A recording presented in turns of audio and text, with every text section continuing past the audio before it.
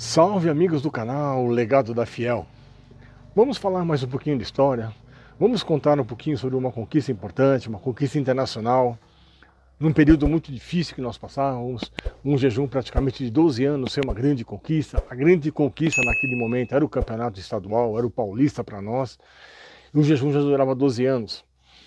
Tínhamos conquistado o Rio São Paulo no começo do ano e fomos convidados no meio do ano para participar de um torneio na Itália. Os torneios na Itália, na Europa, como sempre são, sempre terminam na metade do ano. E era final de temporada, a Inter tinha sido campeã italiana, participava também o Juventus e participava o Espanhol, o grande rival do Barcelona. Rival político, rival ideológico, rival futebolístico, de todas as maneiras, né? O catalão ele é um pouquinho complicado no aspecto do regionalismo e do seu nacionalismo. Bom, então vamos lá. O Ruta vivia um jejum, como eu disse, muito grande. Foram convidados para esse torneio e seria disputado em dois estádios diferentes. Em Turim seria disputado no Estádio Olímpico de Turim, que é o estádio Vittorio Pozzo. O que foi Vittorio Pozzo? Um grande personagem da história do futebol italiano. Ele foi o técnico, campeão de 34 e 38 pela seleção italiana e também fora campeão olímpico em 1936 pela Itália, disputando os Jogos Olímpicos de Berlim. Isso, os Jogos Olímpicos de Berlim, quando foi praticamente a Olimpíada do Hitler, né? Quando ele quis mostrar para o mundo que ele era um cara muito bem intencionado, que a Alemanha dele, depois do fracasso da Primeira Grande Guerra, se tornaram uma grande potência. Tanto é que ele era tão bem reverenciado nesse momento, que no ano em que inicia a guerra, a Segunda Grande Guerra Mundial, dia 1º de setembro de 39, em janeiro do mesmo ano de 39, ele foi indicado, gente, como o Nobel da Paz. E, por incrível que pareça, Hitler foi indicado para o Nobel da Paz 8 ou 9 meses antes de iniciar a Segunda Grande Guerra Mundial. Mas vamos lá, vamos voltar para o futebol. Então esse torneio seria disputado no dia 29 e dia 1º de junho, era muito curtinho. E no chaveamento, o Corinthians caiu contra quem? Contra a Inter de Milão. A Inter de Milão no estádio Giuseppe Meazza. O Giuseppe Meazza, que era o grande capitão da seleção italiana, campeã em 34 e 38. Giuseppe Meazza, que leva esse nome no estádio quando joga a Inter, quando joga o Milan, seu grande rival, já se torna San Siro. Então é o mesmo estádio com nomes diferentes, dependendo de quem joga no estádio. Então a Inter jogava no Giuseppe Meazza contra o Corinthians. Vitória corintiana. 3-1 em cima dos nossos rivais, aí, dos nossos adversários italianos, o campeão italiano, com 1 gol de Nair e 2 gols de Ney. Quem não conhece o Ney foi o pai do Diney, gente. O pai do Diney, o nosso centroavante, o nosso único jogador tricampeão brasileiro pelo Corinthians em 90, 98 e 99.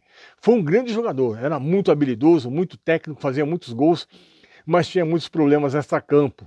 Então isso fez com que a carreira dele fosse curta naquele momento no Corinthians, existia muito pouco apoio, poucas informações, então aquilo acabou realmente sucumbindo e fazendo com que o Corinthians ele perdesse durante muito tempo vários jogadores importantes que não tiveram um bom comportamento profissional.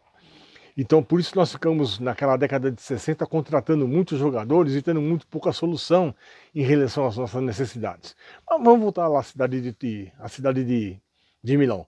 Essa vitória por 3-1, ela nos dá o direito de disputar a final, mas já em Turim, com quem vencesse entre Juventus e Espanhol. E o Espanhol, surpreendentemente, bate La Vecchia Senhora por 1-0 dentro do seu estádio. Quer dizer, os dois mandantes perderam praticamente os jogos dentro de casa e os visitantes fariam a final no estádio dia 1º de junho de 1966, no estádio Olímpico de Turim, Vittorio Pozzo. E o Corinthians começa a partida ganhando por 1-0, um gol de Rivellino, e depois o jogador José Maria empata o jogo 1-1 e vai para as penalidades. E nas penalidades foi gozado. As penalidades foram só 4 pênaltis para cada time. Esse era o acordo do torneio. E um jogador poderia bater todos os pênaltis, ou então alternando, colocando jogadores diferentes. E por incrível que pareça, o Nair bateu nossos 4 pênaltis. O Nair, para quem não lembra, o Nair foi contratado juntamente com o Ditão em 66, juntamente com o Garrincha. Foi a primeira vez que a imprensa paulista chamou o Corinthians de Timão. Foi exatamente nessas 3 contratações. E o Nair bate os 4 pênaltis e faz os 4 gols. Os 4 gols ele converteu. E um dos pênaltis foi defendido pelo goleiro Marcial. Então o Corinthians jogou esse torneio, jogou essa competição com o Marcial no gol, na lateral direita Jair Marinho, depois entrou Galhardo, Ditão, Clóvis e Maciel, o meio de campo jogando com Nair, Thales e Rivelino, na frente jogando Marcos, Ney, e o ponto esquerda Luiz Américo, e o técnico é do nosso querido e inesquecível Oswaldo Brandão. Olha que legal, cara, ganhar um torneio assim, ganhar um torneio internacional, um torneio na Itália, dava um pouco mais de moral, dava um pouquinho mais de alento para a torcida corintiana, que vivia realmente um grande jejum, um longo período aí sem grandes conquistas, e aquilo de certa forma amenizava o nosso coração, o nosso sentimento, nos dava um pouco mais de esperança.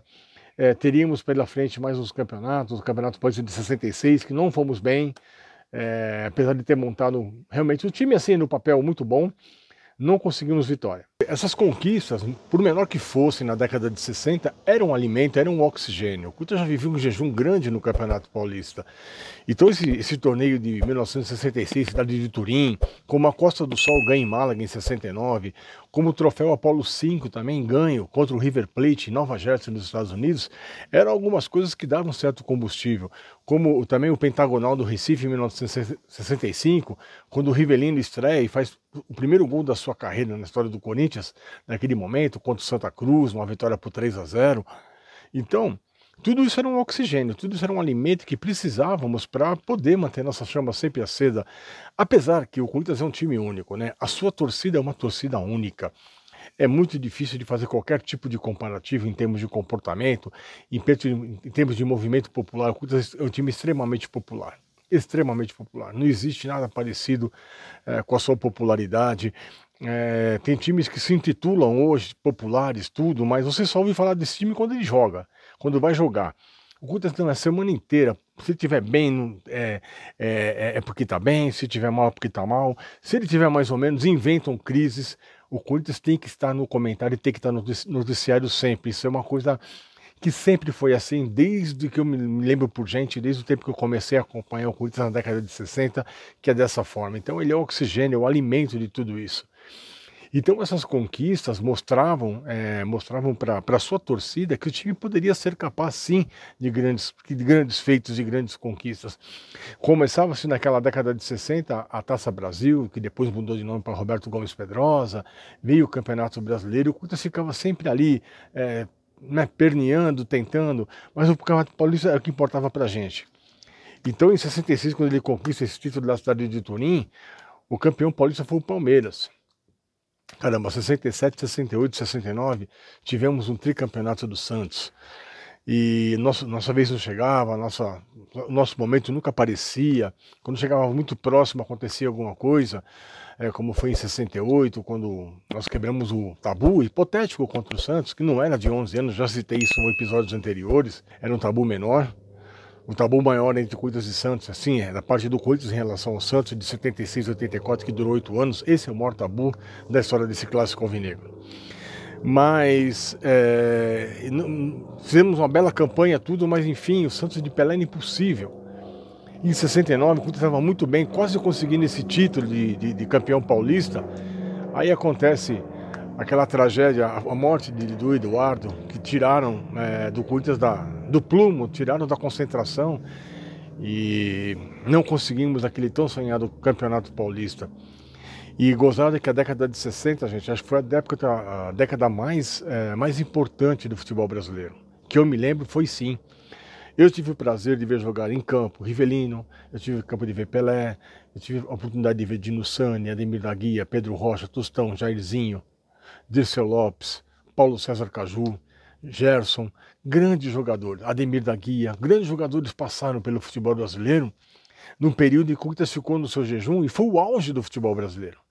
Então é até meio compreensível, né, que os grandes times naquela época duravam 10, 12, 15 anos, como foi o Santos de Pelé, como foi a academia do Palmeiras, que montou 2 academias, uma praticamente em cima da outra, mantendo a hegemonia do futebol. E o Corinthians ali lutando, tentando brigar por esse espaço, difícil de ser alcançado, mas eu acho que o maior patrimônio que o Corinthians pôde ter Foi o surgimento do corintianismo, dessa coisa inexplicável, desse sentimento incomum. Não tem ninguém que sinta, com certeza, aqui no Brasil, que nós sentimos por nosso time, que nós respiramos. O Corinthians não é um time de futebol. O Corinthians é um país. O Corinthians não é 90 minutos, né? É o dia todo, é o mês todo, é o ano todo, é a vida inteira. Então você não consegue desassociar um segundo da sua vida desse sentimento fraterno que você tem em relação a uma instituição, a um time de futebol. Vai ser difícil encontrar algo parecido com isso, vai ser algo muito complicado achar um sentimento como esse. E isso se resume nessa década, do meio da década de 50, por toda a década de 60 e até o ano de 77, quando o Corinthians, enfim, sai daquele incômodo jejum de quase 23 anos sem um título paulista, um título importante, e a sua torcida realmente dá uma força e mostra uma força inexplicável, incomum, incontrolável, e que até incomoda nossos rivais, incomodam principalmente a mídia que não gosta do Corinthians. Mas é isso aí, né? O futebol é assim, o futebol ele é prazeroso por isso. E eu enxergo pelo menos o Corinthians à parte de tudo que está aí. A gente não menospreza as conquistas dos nossos rivais, os títulos importantes, os grandes jogadores que esses rivais tiveram, mas o Corinthians é um sentimento único, um sentimento, como eu digo, né? Como eu digo sempre, inexplicável, incomparável, incomum.